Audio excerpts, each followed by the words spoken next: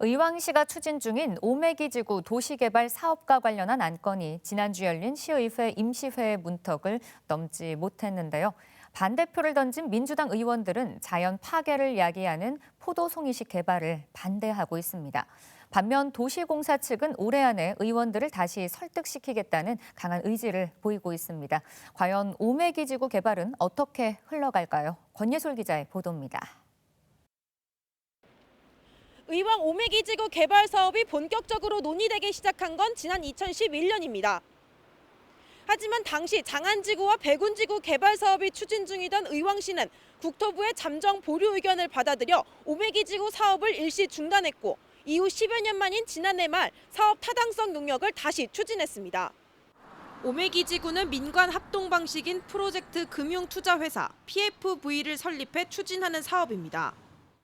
PFV의 설립을 위한 최소 자본금은 50억 원으로 도시공사가 25억 원을 출자하게 되면 절반의 지분을 갖고 민간 개발사와 공동으로 사업을 추진할 수 있습니다. 이를 위해 관련 법령에 따라 의왕 도시공사는 최소 250억 원의 자본금을 갖고 있어야만 합니다. 자본금 마련을 위해 의왕 도시공사 출자 동의안이 필요한 상황. 하지만 지난 3일 열린 임시회에서 반대 4표, 찬성 3표로 의회 문턱을 넘지 못했습니다. 반대표를 던진 의원들은 PFV 개발 방식에 대한 우려와 함께 녹지를 지켜야 한다고 주장합니다.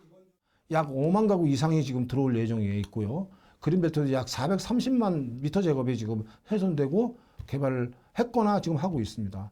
인구 감소와 여러 가지 문제점이 있는 데에서 회색 도시만 만든다는 것은 저는 용납할 수가 없어서.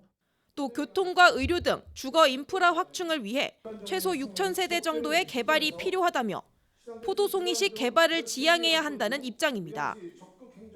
한편 의왕 도시공사는 다음 달 1일 열리는 제2차 정례회에 출자 동의안을 다시 올릴 예정이라며 오메기지구 개발에 대한 강한 의지를 내비쳤습니다. 12월에라도 의회 동의안이 통과가 되면은 다소 계획 수정은 있을 수 있지만 계속 추진하려고 합니다. 예. 그러면서 의왕 도시공사 자본 특성상 PFV 개발 방식이 최선의 방안이라고 덧붙였습니다.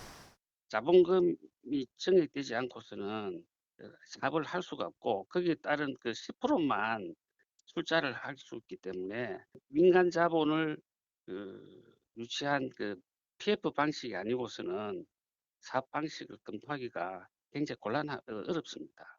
오메기지구에 대한 의왕시와 도시공사의 추진 의지가 확고한 가운데 12월까지 남은 3주의 시간 동안 여소야대의 의왕시 의회를 어떻게 설득하느냐가 중요한 관건이 될 것으로 보입니다.